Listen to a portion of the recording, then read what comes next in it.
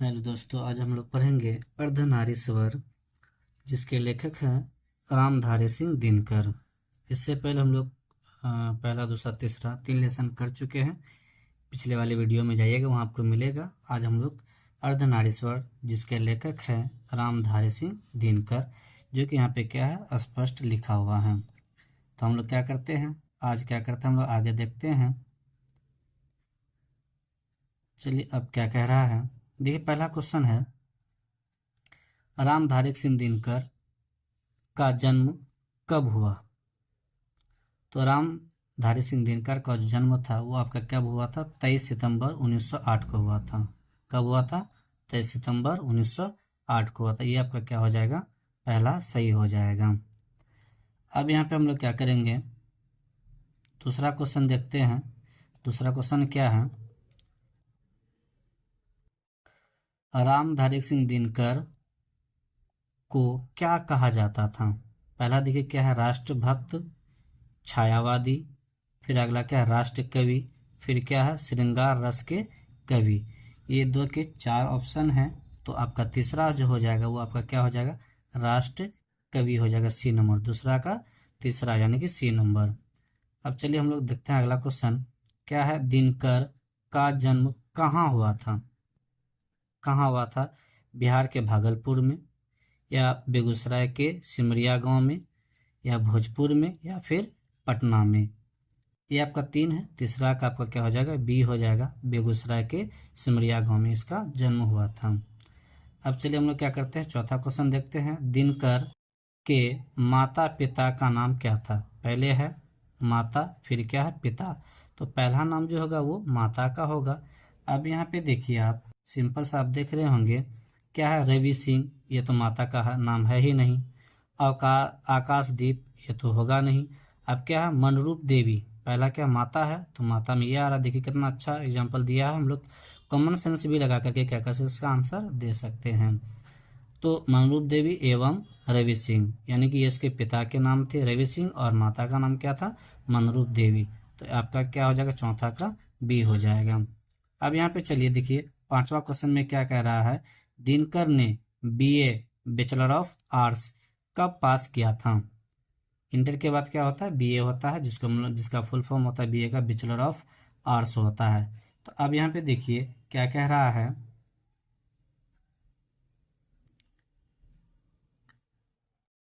1988 ईस्वी में, 1933 ईस्वी में, 1932 ईस्वी में, और 1938 ईस्वी में। ये 4 ऑप्शन है। तो इसका सही आंसर जो होगा वो आपका बी नंबर होगा। 1933 ईस्वी में इसने क्या किया था, बीए किया था। अब यहाँ पे देखिए छठा नंबर क्वेश्चन है, अर्धनारीश्वर किसकी रचना है। अभी जस्ट हम लोग ऊपर में देख रहे हेडिंग में किसकी रचना है, तो रामधारी सिंह दिनकर की है। तो ये क्या हो जाएगा, इसका आंसर हो जाएगा 6 का बी हो जाएगा। अब चलिए हम लोग क्या करते हैं, सातवां देखते हैं। अर्धनारीश्वर साहित्य की कौन सी विद्या है। कहानी है, अर्धनारीश्वर जो वो कहानी है, या फिर निबंध है, या फिर संस्मरण है, या फिर यात्रा वृत्तांत है। ये आपका क्या है, 7 नंबर है। 7 में देखिए 4 ऑप्शन हैं। अब यहाँ पे 4 ऑप्शन है, पहला है कहानी, दूसरा निबंध, और क्या है, संस्मरण है, और फिर यात्रा वृत्तांत है। तो ये क्या है आपका, अर्धनारीश्वर एक निबंध है, किसी के बारे में क्या कर दिया, लिख दिया गया हम। तो ये क्या हो जाएगा, निबंध हो जाएगा। अब यहाँ पे देखिए 8वां है, क्या कह रहे हैं, इनमें कौन सी विरति दिनकर से संबंधित है। यानी दिनकर जो लेखक हैं रामधारी सिंह दिनकर, उससे क्या करता है, रिलेटिव है, संबंधित है। प्रधानाध्यापक, सब रजिस्ट्रार, प्रोफेसर, इनमें से कोई नहीं। तो यहाँ पे क्या थे, वो एक लेखक थे, ना ही क्या प्रोफेसर थे, ना प्रधानाध्यापक थे, और ना ही सब रजिस्ट्रार थे। तो इसका आंसर क्या हो जाएगा, डी हो जाएगा, इनमें से कोई नहीं। अब हम लोग देखेंगे 9 नंबर क्वेश्चन क्या कह रहा है, कि इनमें कौन सी रचना दिनकर की नहीं है। रोज, उर्वशी, कुरुक्षेत्र, रेणुका। ये 4 ऑप्शन हैं। तो रोज जो है ये इनका नहीं है। ये पहला क्या हो जाएगा, सही आंसर हो जाएगा 9 का ए। अब चलिए हम लोग 10वां क्वेश्चन देखते हैं। किस पुस्तक पर दिनकर को साहित्य अकादमी पुरस्कार मिला था? अर्धनारीश्वर पर, या संस्कृति के 4 अध्याय पर, फिर है उर्वशी पर, फिर क्या काव्य की भूमिका पर। अब यहाँ पे देखिए संस्कृत के 4 अध्याय पर इसी पे इसको क्या मिला था? पुरस्कार मिला था। अर्धनारीश्वर इसकी है लेकिन इस पे नहीं मिला था इसको। तो 10 का क्या हो जाएगा? आपका बी हो जाएगा। अब चलिए हम लोग क्या करते हैं, 11वां क्वेश्चन देखते हैं। दिनकर किस युग के प्रमुख कवि हैं? अब यहाँ पे देखिए छायावाद युग के, द्विवेदी युग के, छायावादोत्तर युग के और भारतेंदु युग के। तो ये आपके क्या है? 1 2 3 4 यानी ABCD 4 ऑप्शन है 11 का। तो 11 का सही जो होगा वो क्या होगा? छायावादोत्तर युग के ये क्या थे? कवि थे। कौन? रामधारी सिंह दिनकर। अब देखिए 12वां क्वेश्चन जो है वो है रेणुका किनकी रचना है? पहला ऑप्शन है रामधारी सिंह दिनकर। अब यहाँ पे देखिए दूसरा है पंत की, तीसरा है रेणु की, फिर चौथा है अज्ञेय की। तो ये आपका सही आंसर क्या हो जाएगा? पहला हो जाएगा। 12 का ए रामधारी सिंह दिनकर की ये रेणुका रचना है। अब चलिए हम लोग 13 नंबर में देखते हैं क्या है। दिनकर जी को किस कृति पर भारत ज्ञानपीठ, ये पुरस्कार का नाम है, नोबेल पुरस्कार होता है, भारत रत्न पुरस्कार होता है, उसी प्रकार से भारतीय ज्ञानपीठ पुरस्कार मिला था। तो किस कृति पर? रेणुका पर, संस्कृत के 4 अध्याय पर, उर्वशी पर और हुंकार पर। अभी हम लोग इससे पहले भी देख चुके हैं ये क्वेश्चन, तो वहाँ भी दिनकर जी थे। तो अब यहाँ पे इसका क्या हो जाएगा? उर्वशी पर। इससे पहले यहाँ पे देखिए और एक होगा, तो इसका सही आंसर क्या हो जाएगा? उर्वशी हो जाएगा। 13 का सी हो जाएगा। अब चलिए हम लोग क्या करते हैं, 14 नंबर क्वेश्चन देखते हैं। निम्नलिखित में कौन रचनाकार बिहार के हैं? कौन बिहार के रहने वाले हैं? क्या है? शमशेर बहादुर, दिनकर, बोले तो रामधारी सिंह दिनकर। अब फिर यहाँ पे देखिए अगला है मोहन राकेश और क्या है? माथुर। अभी जस्ट आप लोग पढ़े थे, ये कौन है? दिनकर ही हैं, जो कहाँ के रहने वाले हैं? बिहार के रहने वाले हैं। अब यहाँ पे देखिए दिनकर जी का गद्य साहित्य कैसा साहित्य है? एकांकी है, सामाजिक है, उद्बोधित है या संबोधित है? ये क्या करते? कोई भी चीज़ को संबोधित करते हैं ताकि लोग उससे क्या करें? कुछ ज्ञान वगैरह अर्जित करें। 16 नंबर क्वेश्चन देखते हैं। अर्धनारीश्वर भारत का कौन सा प्रतीक है? मिथकीय, निबंधात्मक, गद्यात्मक और बिंबात्मक। ये 16 है। 16 का 4 ऑप्शन है। पहला है क्या है? मिथकीय है, फिर क्या है? निबंधात्मक है, फिर गद्यात्मक है, फिर बिंबात्मक है। तो ये अर्धनारीश्वर जो है ये भारत का प्रतीक है। तो कैसा प्रतीक है? मिथकीय है। क्या है? मिथकीय है। तो 16 का क्या हो जाएगा? ए हो जाएगा। अब हम लोग क्या करते हैं, 17 देखते हैं। अर्धनारीश्वर किसका कल्पित रूप है? किसका कल्पित रूप है? तो शंकर और पार्वती का, शंकर का, पार्वती का, देवी देवताओं का। अब यहाँ पे देखिए पहला इसका क्या हो जाएगा? सही हो जाएगा। शंकर और पार्वती का रूप है कौन? अर्धनारीश्वर। इसीलिए कि अर्धनारीश्वर में क्या होता है? नारी और पुरुष दोनों का गुण रहता है, इसीलिए क्या शंकर और पार्वती हैं। नर और पुरुष दोनों है इसमें, नर और पुरुष बोलते हैं, नर और मादा दोनों हैं। अब यहाँ पे देखते हैं हम लोग 18 नंबर। नर नारी पूर्ण रूप से क्या है?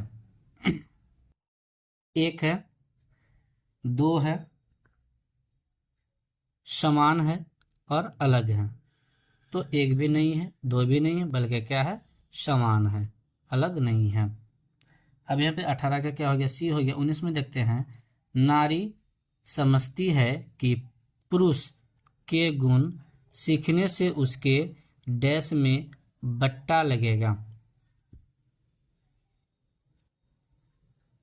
मैपन है और हमतव है, रूप है और क्या है? नारित्व है। ये 4 ऑप्शन दिए हैं 19 का।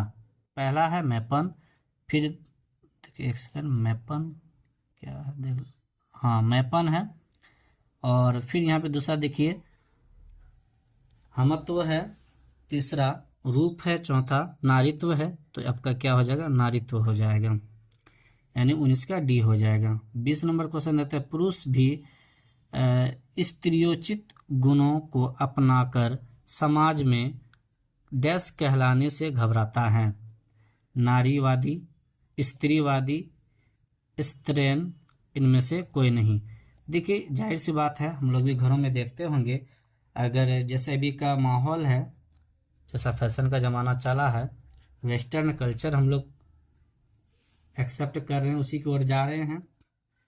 उसमें क्या होता है, तो बीवी का हेल्प क्या करते हैं, उसके पति करते हैं। तो पहले के ज़माने में ऐसा नहीं होता था कि घर के काम जो है, खाना वगैरह बनाना, कपड़ा वगैरह साफ वगैरह करना, झाड़ू लगाना, ये नारी का काम है, पुरुष नहीं कर सकते हैं। अगर आज करते हैं तो पहले ज़माने की अगर महिलाएं देखती है तो उसको बहुत भला बुरा कहते हैं, तो ये मोगी का ये है वो है, बहुत सारी बातें हैं, और वही बता रहा है। तो जैसे इसमें देते स्त्रीन है, मतलब इसमें स्त्री का गुण ज़्यादा है, तो 20 का क्या हो जाएगा, सी हो जाएगा। अब हम लोग क्या करते हैं, 21 नंबर देखते हैं, पुरुष स्वयं अगर वृंत बन गया तो नारी को क्या मान लिया जाएगा, शाखा, डाली, कली, या फिर वृक्ष। तो ये सही आपका क्या होगा, कली कहा जाएगा उसको, क्योंकि वो हर छोटे बात पे रोना चालू कर देती है। राजा, काया और रानी प्रतीक है। राजा क्या है, काया, और रानी क्या है, छाया का प्रतीक है, अंग का प्रतीक है, वामांग का प्रतीक है, या फिर सवांग का है। ये 4 ऑप्शन है आपके 22 में। तो सबसे पहला आपका क्या हो जाएगा, ए नंबर, यही करेक्ट आंसर होगा, छाया का होता। अब चलिए हम लोग क्या करते हैं, 23 नंबर देखते हैं, नारी की पराधीनता तब प्रारंभ हुई जब, पहला ऑप्शन है, पुरुष उसे भोगवादी समझने लगा, मानव जाति ने कृषि का आविष्कार किया, पुरुष उससे भेद करने लगे, और चौथा आपका है, पुरुष उसे अपनी अंकसायनी बनाने लगा। तो इस प्रकार से 4 ऑप्शन हैं। तो सबसे पहला जो है इसमें करेक्ट जो होगा वो आपका बी होगा, मानव जाति ने कृषि का आविष्कार किया, इस वजह से क्या है, नारी की पराधीनता तब प्रारंभ हुई जब क्या हुआ था, मानव जाति ने कृषि का क्या किया था, आविष्कार किया था। चलिए 24 नंबर क्वेश्चन देखते हैं, मनुष्य की मादा पर पराधीनता किस प्रकार लद गई, मतलब मनुष्य की मादा पर पराधीनता किस प्रकार लद गई। तो दिया है पहले, स्वयमेव, अपने आप, लादने के पश्चात, यानी कि, और चौथा और अंतिम है, आपसे आप, यानी कि खुद व खुद। किस प्रकार से 4 ऑप्शन है, तो हम लोग बोलेंगे खुद व खुद, यानी आपसे आप ही हो गया था। अगला है 25 नंबर, सभ्यता का प्रथम सोपान क्या है, सभ्यता का प्रथम सोपान क्या है, पुरुष और स्त्री में भेद, फिर देखिए क्या है, कृषि का विकास, फिर क्या है, अलग अलग जीवन, फिर क्या है, अर्धनारी स्वर्पण। ये 4 ऑप्शन दिए गए हैं 25 नंबर का, तो इसका करेक्ट सही होगा बी, कृषि का विकास।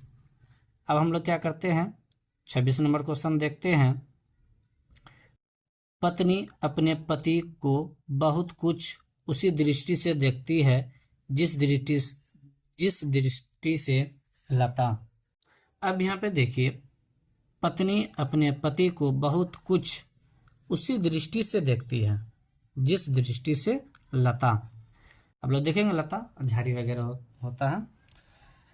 तो देखिए पहला ऑप्शन दे दिया है, अपने वृक्ष को देखती होगी, जैसे लता चढ़ने के लिए ऊपर वृक्ष को देखती है, वैसे अपने फूलों को देखती है, अपने साथियों को देखती है, और चौथा है, इनमें से कोई नहीं। तो आपका सही आंसर होगा अपने वृक्ष की ओर। लता हमेशा वृक्ष के ऊपर देखती है और क्या है, उधर ही जाना चाहती है। तो पहला ऑप्शन क्या हो जाएगा आपका, सही हो जाएगा, अपने वृक्ष की ओर। अब यहाँ पे देखिए, इस 27वां क्वेश्चन है, बुद्ध और महावीर ने कृपा करके नारियों को भी क्या होने का अधिकार दिया था?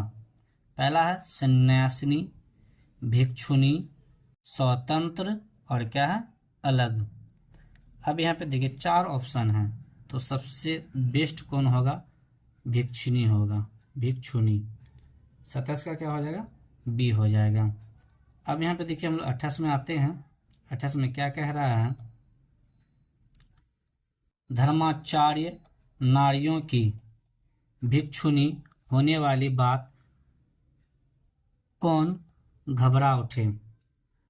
जैनी, दिगंबर संप्रदाय, श्वेतांबर संप्रदाय और जैन धर्म के भिक्षु। तो इसका सही हो जाएगा आपका श्वेतांबर संप्रदाय, 28 का सी। 29 में देखिए कह रहा नारियों से भय कौन खाते थे? धर्म साधक महात्मा, साधु, धर्म यानी ए और बी दोनों, इनमें से कोई नहीं। तो इसका सही आंसर जो होगा वो क्या होगा? सी होगा करेक्ट आंसर। 30 देखते हैं। किसने नारी को अहेरीन और नर को अहेर कहा? नारी को अहेरीन और नर को अहेर कहा? दिनकर ने, पहला ऑप्शन है।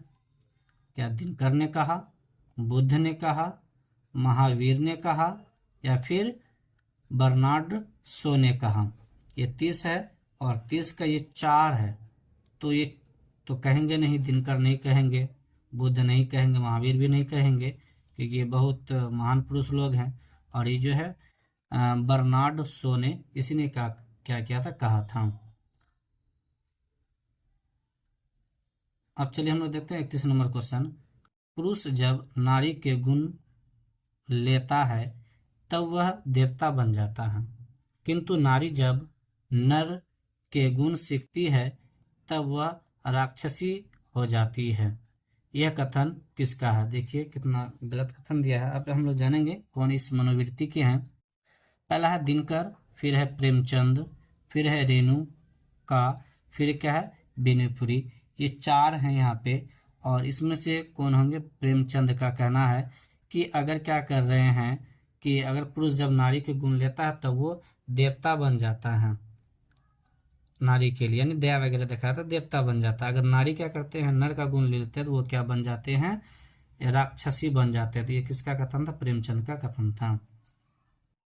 दिनकर के अनुसार पुरुष नहीं चाहता कि आनंद की इतनी अच्छी मूर्ति पर थोड़ी सी धूल या थोड़ा भी, तो थोड़ा भी और क्या सेंटेंस, कमी, या मिट्टी का कण लगे, या धुएं का धब्बा लगे, या चोट लगे। तो इस प्रकार से इसका सही आंसर जो होगा वो कौन होगा? सी होगा, धुएं का धब्बा लगे। अब देखिए हम लोग 33 नंबर क्वेश्चन देखते हैं। कौरवों की सभा में संधि की वार्ता कृष्ण और दुर्योधन के बीच न होकर कुंती और गांधारी के बीच होती तो किसकी संभावना बहुत ज्यादा थी? पहला ऑप्शन है इसकी युद्ध टल जाता, पहला ऑप्शन है। दूसरा इसकी महाभारत नहीं मचता। तीसरा है इसकी दोनों समक्ष से काम लेती, इनमें से कोई नहीं। ये 33 में 4 ऑप्शन है, तो इसका सही आंसर क्या हो जाएगा आपका? बी हो जाएगा, इसकी महाभारत नहीं मचता। महाभारत इसी के लिए हुआ था। जीवन की प्रत्येक बड़ी घटना आज केवल पुरुष प्रकृति से नियंत्रित और संचालित होती है, इसलिए उसमें डैश अधिक, कोमलता कम दिखाई देती है। तो डैश अधिक मतलब क्या हो गया? निर्मलता या योग्यता या कठोरता या फिर कर्कशता। आप लोग फिर इसका क्या कर सकते हैं?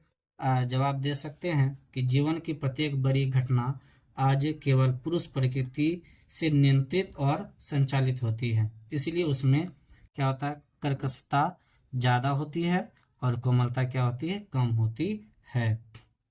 क्योंकि ये क्या करते हैं, हर निर्णय जो सोच विचार के तब लेते हैं, किसी के बहकावे में या किसी के कहने पे नहीं आ सकते हैं। गांधी जी ने अपने जीवन का अंतिम दिनों में किसकी साधना की थी?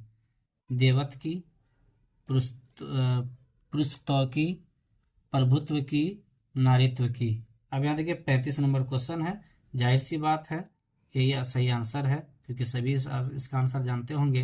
35 का क्या हो जाएगा, डी, नारीत्व की थी महात्मा गांधी ने। फिर 36 में देखिए क्या है, भीरुता का एक अच्छा पक्ष क्या है। भीरुता का एक अच्छा पक्ष क्या है। ठीक है, पहला ऑप्शन में आपका कह रहा है उसके अंदर माया और सहिष्णुता बसती है। दूसरा ऑप्शन देखिए क्या कह रहा है आपका, दूसरा ऑप्शन में वह मनुष्य को अनावश्यक विनाश से बचाता है।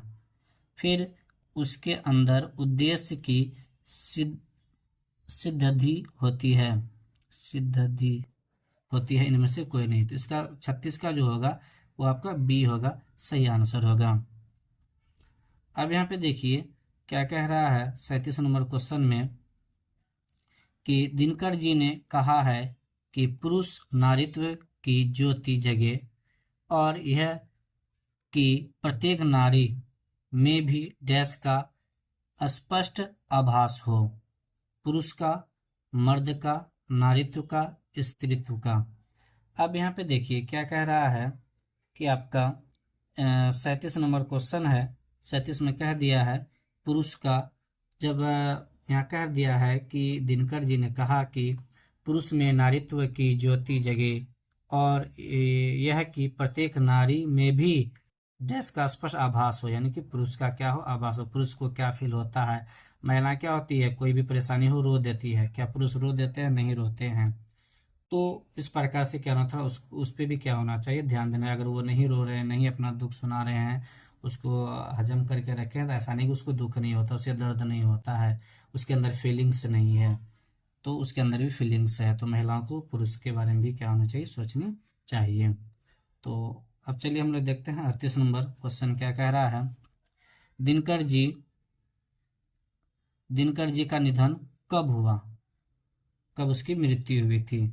अब यहाँ पे देखिए 38 नंबर है, 38 में देखिए पहला ऑप्शन दिया 18 सितंबर 1973 को, फिर है 24 अप्रैल 1974 ईस्वी को, फिर है 13 सितंबर 1902 ईस्वी को, इनमें से कोई नहीं। तो इसका सही आंसर जो हो जाएगा आपका 38 का बी हो जाएगा। कौन हो जाएगा, बी, 24 अप्रैल 1974 को हो जाएगा। अब यहाँ पे देखिए अगला क्वेश्चन क्या है आपका,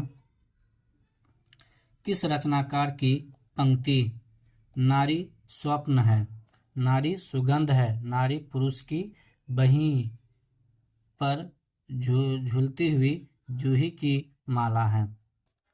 तो प्रेमचंद की, रामधारी सिंह दिनकर की, मोहन राकेश की, अज्ञे की। ये 4 ऑप्शन है 39 का, तो सही क्या हो जाएगा, प्रेमचंद की, 39 का ए हो जाएगा। 40 में देखिए नारी और नर एक ही द्रव्य की ढली 2 प्रतिमाएं हैं, यह पंक्ति किस शीर्षक पाठ की है। ओ सदा नीरा, सिपाही की माँ, अर्धनारीश्वर, प्रगति और समाज। ये आपका सही आंसर जो इसका हो जाएगा वो क्या हो जाएगा, अर्धनारीश्वर ही होगा। अब चलिए हम लोग देखते हैं इस चैप्टर का ये लास्ट क्वेश्चन है। नारी तो हम हूँ करी तब ना किया विचार, जब जानी तब परिहरी नारी महाविकार। यह पंक्ति किस पाठ की है। तो ये अर्धनारीश्वर की है, शिक्षा की है, सिपाही की माँ की है, या त्रिच की है। अब ये 4 ऑप्शन है, इसका सही क्या हो जाएगा, अर्धनारीश्वर है। क्या है, अर्धनारीश्वर है। दोस्तों इस प्रकार से क्या हो गया, ये चैप्टर आपका कंप्लीट हो गया। अब जो यहाँ पे हम लोग देखेंगे इसके आगे जो है ये दूसरा चैप्टर है, उसका नाम है रोज, जिसके लेखक कौन है, सच्चिदानंद हीरानंद वात्स्यायन अज्ञेय। अब इसमें भी कुछ ऑब्जेक्टिव है, हम लोग क्या करते हैं, इसको भी क्या करते हैं, सॉल्व करते हैं। इसका पहला क्वेश्चन है कि नीचे दिए गए प्रश्नों के उत्तर के रूप में 4 विकल्प दिए गए, सही उत्तर का चयन करें।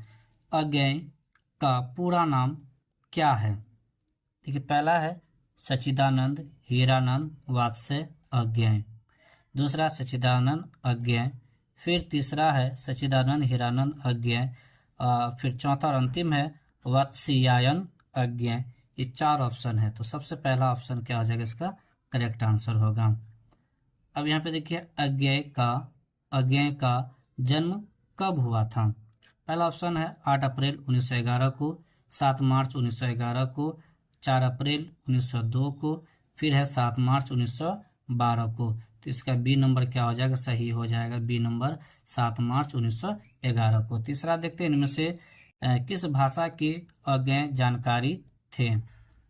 अब किस भाषा के जानकार थे? संस्कृत के, अंग्रेजी के, हिंदी के, इनमें से सभी के। तो इसका सही आंसर हो जाएगा इनमें से सभी के। डी नंबर इसका क्या हो जाएगा? सही हो जाएगा। चौथा देखते हैं, कौन सा सम्मान अज्ञेय से संबंधित है?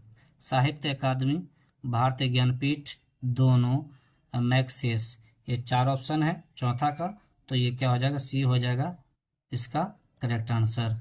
5 देखते हैं, इनमें से कौन सी रचना अज्ञेय की नहीं है? उत्तर प्रियदर्शनी, इंद्रप्रभा, एक लेख और एक पत्र, और नदी के द्वीप। ये पांचवा है, पांचवा का आपका सही आंसर हो जाएगा सी, एक लेख और एक पत्र। छठा देखिए, अज्ञेय ने सेना में नौकरी कब की थी? पहला है प्रथम महायुद्ध में, रोजगार के दिनों में, तीसरा द्वितीय महायुद्ध में, चौथा इनमें से कोई नहीं। तो 6 का सही आंसर क्या हो जाएगा? सी हो जाएगा। 7वां देखते हैं, अज्ञेय के बिना किसी कल्पना नहीं की जा सकती। कैसी कल्पना होगा? यहाँ पे मिसप्रिंट हो गया, कैसी कल्पना नहीं की जा सकती। पहला है नई कहानी की, पुरानी कहानी की, प्रयोगवाद की, उसके बाद फिर आपका देखिए क्या है, छायावादतर काल की। तो नई कहानी की, तो सही आंसर क्या हो जाएगा? नई कहानी की। बिना किसी कल्पना का हम लोग क्या कर सकते? नई कहानी की सोच भी नहीं सकते। जब तक हम लोग कल्पना नहीं करेंगे तब तक हम लोग सोच नहीं सकते हैं। 8वां क्वेश्चन देखिए, रोज कहानी का नाम पहले क्या था? अर्धनारीश्वर, नित्य, योग्यता, गैंग्रीन। तो यही आपका क्या हो जाएगा? सही आंसर हो जाएगा गैंग्रीन। 9 नंबर में देखेंगे, रोज साहित्य की कौन सी विद्या है? कहानी है, स्मरण है, निबंध है, यात्रा वृत्तांत है। तो इसका सही क्या हो जाएगा? कहानी है, ये हो जाएगा इसका सही आंसर। रोज शीर्षक कहानी में किसके चरित्र का मनोवैज्ञानिक उद्घाटन अत्यंत कलात्मक है, कलात्मक रीति से किया गया? पहला देखिए क्या है, मालती के, दूसरा क्या है, पत्नी के, चौथा है गृहिणी के, और पांचवा क्या है, एक गृहिणी के। 10 में 4 ऑप्शन है, चारों में से जो सही होगा वो कौन है? डी नंबर है। 11 देखते हैं, किसका जीवन उब और उदासी के बीच यंत्रवत चलता है? मालती का, योगबाली का, पत्नी का, अर्धांगिनी का। 11 का 4 ऑप्शन है, इसका सही क्या हो जाएगा? मालती का।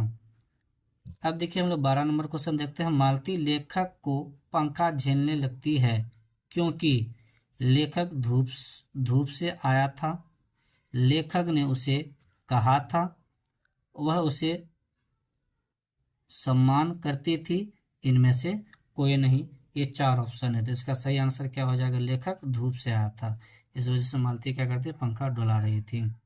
12 हो गया। 13 में देखते हैं, मालती लेखक की क्या लगती थी? सगी बहन, फुफेरी बहन, चचेरी बहन, दूर के रिश्ते की बहन। ये 4 है, और चारों रिश्ता जो है क्या है, वो बहन से रिलेटेड है। तो ये जो है दूर के रिश्ते की बहन लगती होता है, मोहल्ला समाज में है कोई ऐसे है तो है रिश्ता में बहन है या रिलेटिव है, कहीं दूर से जोड़ करके। मालती के पति का नाम क्या था? महेश, योगेश, महेश्वर और बालेश्वर। तो इसका सही आंसर क्या हो जाएगा? सी, महेश्वर था। क्या था? महेश्वर। मालती ने लेखक से कितने बजे तक काम करने की बात कही? पहला देखिए, रात 11 बजे तक, रात 9 बजे तक, दिन 11 बजे तक, रात 10 बजे तक। अब यहाँ पे देखिए कि क्या है, ऑप्शन कितना है। 15 का ए में देखिए ऑप्शन है आपका रात 11 बजे तक, रात 9 बजे तक, दिन 11 बजे तक, रात 10 बजे तक। तो लेखक के घरों में क्या था, इसको जो आदेश दिया गया था वो रात 11 बजे तक काम करने का आदेश दिया गया था। मालती लेखक की किस बात पर थोड़ा सा हंस दी। पहला है, तुम अभी तक सोई नहीं, तुम कुछ पढ़ते लिखते नहीं, तुम्हें काम करना पसंद है, तुम सुबह कितने बजे उठती हो। तो अब यहाँ पे देखिए 16 का 4 ऑप्शन है। तुम कुछ पढ़ते लिखते नहीं, ये चीज, अब वो काम करना है उसको बोल रहे हैं तुम पढ़ते लिखते नहीं हो, इस बात से थोड़ा सा क्या हुआ, हंसी वगैरह बाहर आ गया। अगला देखिए 17 नंबर, लेखक द्वारा महेश्वर से देर से आने का कारण पूछने पर उसने क्या बताया। आज वह गैंग्रीन का ऑपरेशन करना ही पड़ा, आज अस्पताल में ज़्यादा मरीज आ गए, एम्बुलेंस की व्यवस्था करनी थी, इनमें से कोई नहीं। 17 का सही आंसर क्या हो जाएगा, ए हो जाएगा। आज वह गैंग्रीन का ऑपरेशन करना ही पड़ा। काफ़ी पीड़ित थे, पैर में जख्म हो गया था, कैंसर टाइप का होने वाला था, इसीलिए उसका ऑपरेशन करके ही उसको आना पड़ा, इसीलिए लेट हुआ था। मरीज को गैंग्रीन कैसे हो गया था। एक वकील, एक कील गिरने पर, एक कांटा चुभने पर, लोहे की कांटी गिरने पर, कांच टूट जाने से। ये 4 ऑप्शन है, 4 का सही आंसर जो होगा, एक कांटा चुभने से क्या हुआ था, इस प्रकार से हो गया था। या फिर लोहे की कांटी वगैरह भी गिरने पे भी क्या होता है, तो आपको टेटनस की सुई लेनी पड़ती है, नहीं तो वो बहुत बड़ा रूप धारण कर लेता है। तो इसको जो हुआ था गैंग्रीन, वो क्या हुआ, एक कांटा के चुभने से हुआ था। महेश्वर की पलंग निकालने में मदद किसने की।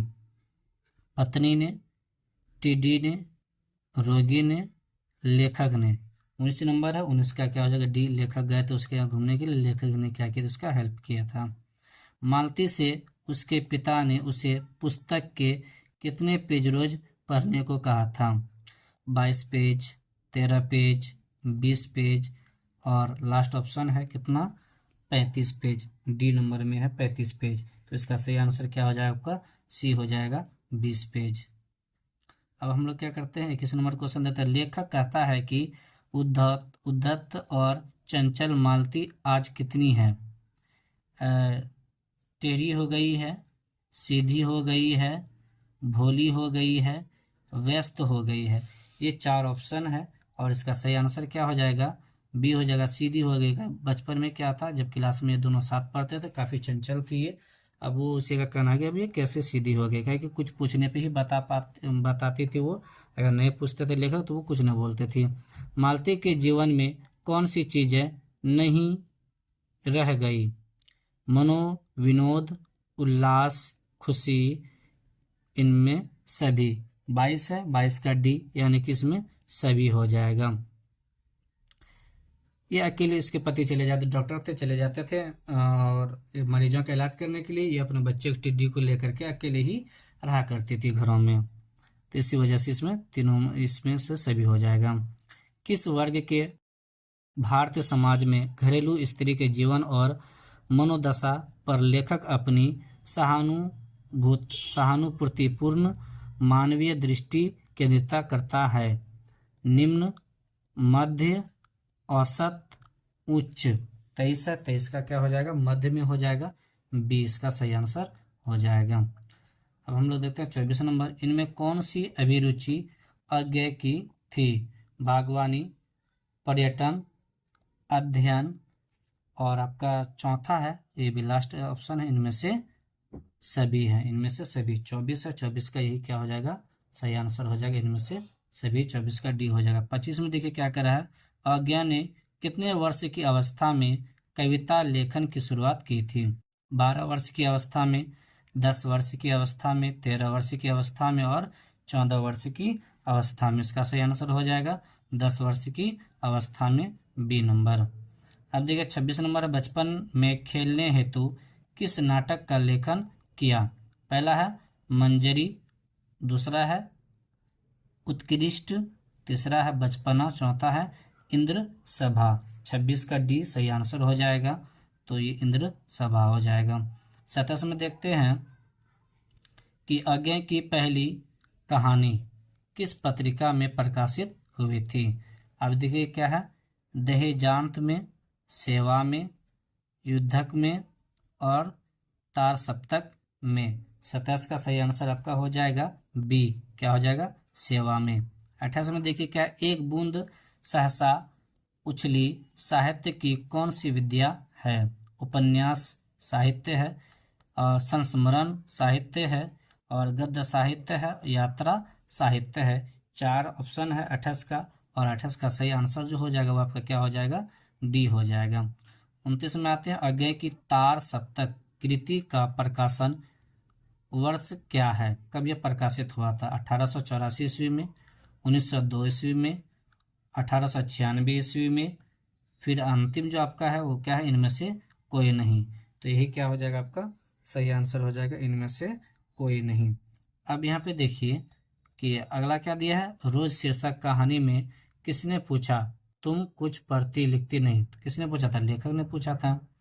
तो इससे पहले भी हम लोग क्या कर चुके, इसका बना चुके हैं, लेखक पूछे थे उसमें वो हंस पड़ी थी। तो इसका सही आंसर क्या हो जाएगा, लेखक हो जाएगा। निम्न में से किस कहानी में गैंग्रीन का उल्लेख है। उसने कहा था रोज तिरिच रस्सी का टुकड़ा, तो वो क्या हो जाएगा, रोज हो जाएगा, क्या हो जाएगा, रोज हो जाएगा। क्या नंबर क्वेश्चन है, 31 नंबर है। 31 का सही आंसर क्या हो जाएगा, बी हो जाएगा। अब यहाँ पे क्या है, मालती किस कहानी की पात्रा है। तो रोज का है, अभी हम लोग पढ़े। गैंग्रीन भी उसी मालती में है, तो इसका सही आंसर क्या हो जाएगा, बी हो जाएगा 32 का। अब हम लोग देखते हैं, ये 33 है और ये लास्ट क्वेश्चन है। रोज शीर्षक कहानी मालती मिट्टी का बर्तन गर्म पानी से क्यों धो रही थी। अब यहाँ पे देखिए बोला है, रोज शीर्षक कहानी में मालती मिट्टी का बर्तन गर्म पानी से क्यों धो रही थी। दोस्तों ये आपका क्या है, रोज का लास्ट क्वेश्चन है। इस प्रकार से दोस्तों आपको हर चैप्टर का क्या होगा, जितना पॉसिबल होगा उतना से उतना ज़्यादा से ज़्यादा ऑब्जेक्टिव आपके सामने लेकर के हम आएंगे। तो दोस्तों इसीलिए आपको क्या करें कि आपका हिंदी अच्छा से बेहतर तैयारी हो सके, तो इसीलिए आप क्या करें, इस चैनल को सब्सक्राइब कर लें, बेल आइकन जरूर दबा लें, ताकि जैसे ही ये वीडियो अपलोड हो तो आप तक ये पहुंच सके और आप क्या कर सकें कि पूरा का पूरा तैयारी आप हिंदी का कर सकें। अब यहाँ पे देखिए क्या है, रोज शीर्षक कहानी में मालती मिट्टी का बर्तन गर्म पानी से क्यों धो रही थी। तो अब यहाँ पे देखिए, क्योंकि क्या दही जमाने के लिए मिट्टी का बर्तन को इसलिए धो रही थी, उसमें क्या करना, उसको दही जमाना है। तो इस प्रकार से क्या हो चुका आपका, इसमें 33 क्वेश्चन लिया गया था, इससे पहले जो था उसमें आपका 41 क्वेश्चन कराया गया। तो इस प्रकार से दोस्तों 74 क्वेश्चन आपका कराया गया है। तो इसीलिए दोस्तों क्या करें, चैनल को सब्सक्राइब कर लें, बेल आइकन जरूर दबा दें, ताकि जैसे ही वीडियो अपलोड हो आप तक सबसे पहले पहुंचे और आप क्या करें, इसका तैयारी बेहतर से बेहतर आप कर सकें। और इससे अपने दोस्तों में भी क्या करें, ज़्यादा से ज़्यादा शेयर करें। चैप्टर बाय चैप्टर ऑब्जेक्टिव किया जा रहा है। तो दोस्तों इस प्रकार से आपका एक भी ऑब्जेक्टिव क्वेश्चन जो आएगा, जो बुक पर्सन आएगा, वो आपका छूटेगा नहीं। इसके जस्ट बाद फिर आप लोगों को व्याकरण वगैरह भी कराया जाएगा। जय हिंद दोस्तों।